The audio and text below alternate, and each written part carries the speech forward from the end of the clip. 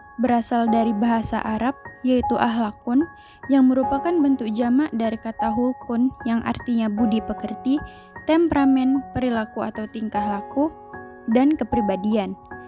Dalam Kamus Besar Bahasa Indonesia, kata akhlak mempunyai arti kelakuan, budi pekerti, tingkah laku. Akhlak merupakan gambaran kondisi stabil dalam jiwa. Perilaku apapun yang bersumber dari akhlak tidak memerlukan proses refleksi. Perbuatan baik dan terpuji yang bersumber dari jiwa disebut akhlak baik, dan perbuatan buruk yang menyenangkan disebut akhlak buruk. Akhlak merupakan suatu kemantapan jiwa yang menghasilkan perbuatan yang mudah tanpa harus direnungkan dan disengaja. Kemantapan jiwa yang telah menjadi sedemikian rupa akan menghasilkan perbuatan-perbuatan. Secara umum, dapat dikatakan bahwa akhlak adalah suatu cara bersikap, bertindak, dan berperilaku yang bersumber dari jiwa dan tidak memerlukan perenungan, pemikiran, atau pertimbangan. Lalu yang kedua yaitu kedudukan akhlak dalam Islam. Islam sangat menjunjung tinggi akhlak dan menyeru seluruh umat kepadanya. Demikian tingginya kedudukan akhlak dalam Islam hingga ia menjadi barometer keimanan. Rasulullah Shallallahu Alaihi Wasallam bersabda yang artinya, orang mukmin yang paling sempurna keimanannya adalah orang sempurna budi pekertinya. Hadis riwayat Abu Daud dan Tirmizi. Bahkan Rasulullah Shallallahu Alaihi Wasallam menegaskan bahwa tujuan diutusnya beliau tidak lain adalah untuk menyempurnakan akhlak. Kedudukan akhlak dalam kehidupan manusia mempunyai peranan penting dalam kehidupan setiap individu, masyarakat, bangsa, dan negara. Karena kemerosotan suatu bangsa tergantung pada akhlaknya. Jika akhlak masyarakatnya baik, maka baiklah negaranya. Namun, jika akhlak masyarakatnya buruk, maka negaranya akan binasa. Karena akhlak adalah cerminan suatu bangsa. Jadi, dalam hal ini, akhlak merupakan landasan kehidupan, karena dalam hadis disebutkan bahwa Nabi Muhammad SAW diutus ke bumi hanya untuk memperbaiki akhlak. Hal itu merupakan wujud kepedulian Allah Subhanahu wa Ta'ala terhadap kehidupan di bumi. Lalu yang ketiga yaitu mengenai tujuan akhlak. Tujuan akhlak ialah antara lain yang pertama, akhlak bertujuan membentuk umat Islam yang berbudi pekerti luhur dan berakhlak mulia. Lalu yang kedua, terhindar dari pengaruh akal pikiran yang menyesatkan. Yang ketiga, akhlak dapat menciptakan kehidupan yang sejahtera. Yang keempat, akhlak mencegah terjadinya kejahatan. Lalu yang terakhir, akhlak menjadikan manusia mulia dan terhormat dalam kehidupan ini maupun di akhirat. Selanjutnya etika. Di dalam buku Kamus Istilah Pendidikan dan Umum dinyatakan bahwa etika adalah bagian filsafat yang mengajarkan tentang keluhuran budi atau baik buruk. Istilah etika berasal dari kata Latin etik. Dalam bahasa Gerik, ethikos is a body of moral principles or values ethic. Arti sebenarnya ialah kebiasaan, habit, dan custom. Etika juga dinyatakan menjadi filsafat moral, yaitu studi yang sistematik tentang sifat dasar berdasarkan konsep-konsep nilai baik, buruk, harus, benar, salah, dan sebagainya. Jadi, etika ialah suatu ilmu yang membahas mengenai baik dan buruknya perilaku manusia, dan yang menjadi tolak ukurnya ialah akal pikiran manusia. Dalam Islam, etika mempunyai karakter yang khusus, yakni di mana Islam mengajarkan umatnya untuk berperilaku sesuai dengan yang diajarkan oleh agama, sehingga dapat ditegakkan nilai-nilai etika yang mengendalikannya. Ajaran etika Islam berkaitan dengan seluruh aspek kehidupan manusia, yaitu beretika terhadap sesama manusia, lingkungan, hewan, dan lain-lain. Selanjutnya, kedudukan etika. Dalam posisinya sebagai filsafat moral, etika mempunyai status sebagai ilmu, bukan sebagai doktrin.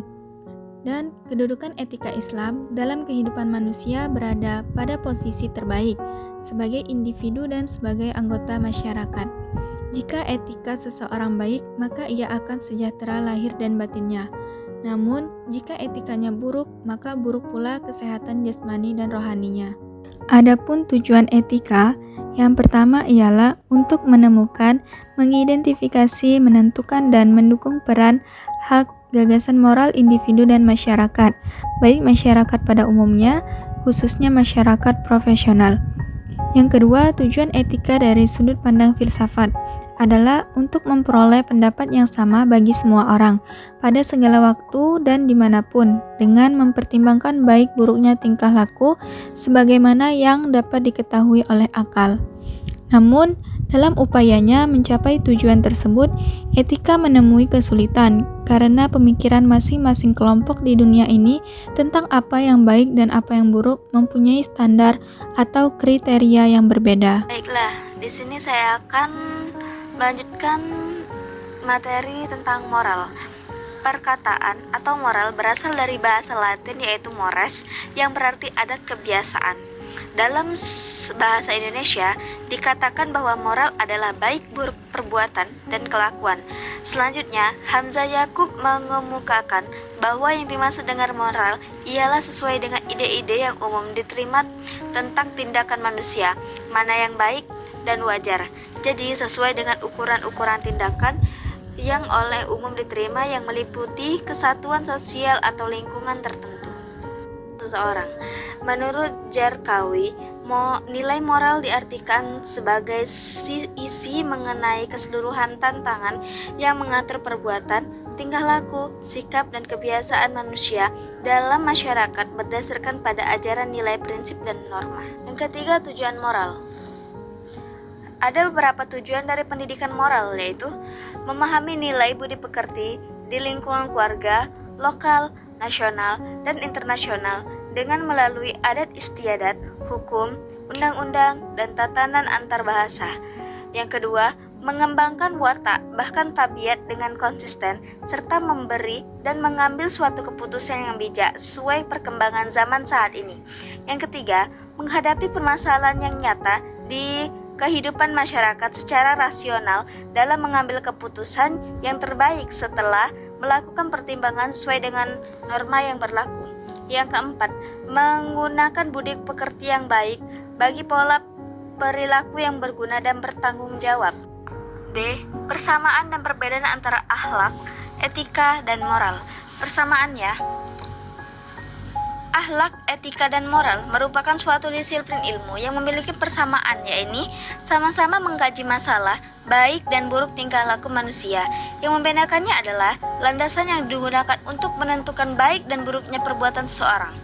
Selanjutnya, Rosihin Anwar menjelaskan terdapat beberapa persamaan di antaranya.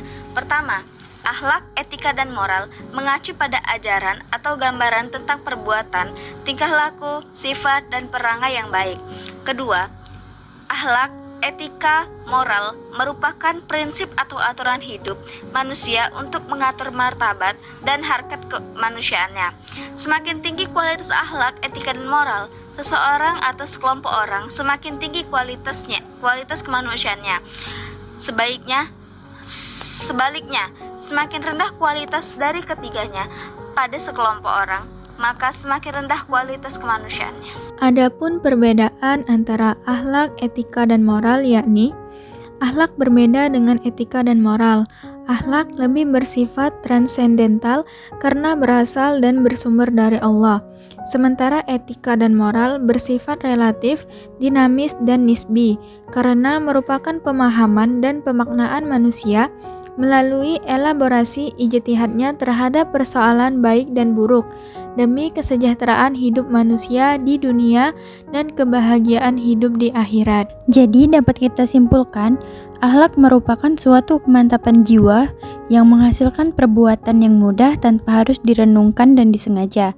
Kemantapan jiwa yang telah menjadi sedemikian rupa akan menghasilkan perbuatan-perbuatan. Lalu etika merupakan suatu ilmu yang membahas mengenai baik dan buruknya perilaku manusia yang didasarkan pada akal pikiran manusia. Perkataan moral berasal dari bahasa Latin mores yang berarti adat kebiasaan. Dalam bahasa Indonesia dikatakan bahwa moral adalah baik buruk perbuatan dan kelakuan. Istilah akhlak, etika, dan moral mempunyai persamaan dan perbedaan dalam pemaknaannya, sebagaimana diterangkan oleh Profesor Dr. Rosihon Anwar MAG. Pertama, bahwasanya ketiganya mengacu pada gambaran tentang perbuatan, tingkah laku, dan perangai yang baik. Kedua, merupakan prinsip atau aturan hidup manusia untuk mengukur martabat dan harkat kemanusiaannya. Lalu yang ketiga merupakan potensi positif yang dimiliki oleh setiap orang. Sementara perbedaan di antara ketiganya ialah akhlak, tolak ukurnya adalah Al-Quran dan As-Sunnah. Etika, tolak ukurnya adalah pikiran atau akal, sedangkan moral, tolak ukurnya adalah norma yang hidup dalam masyarakat.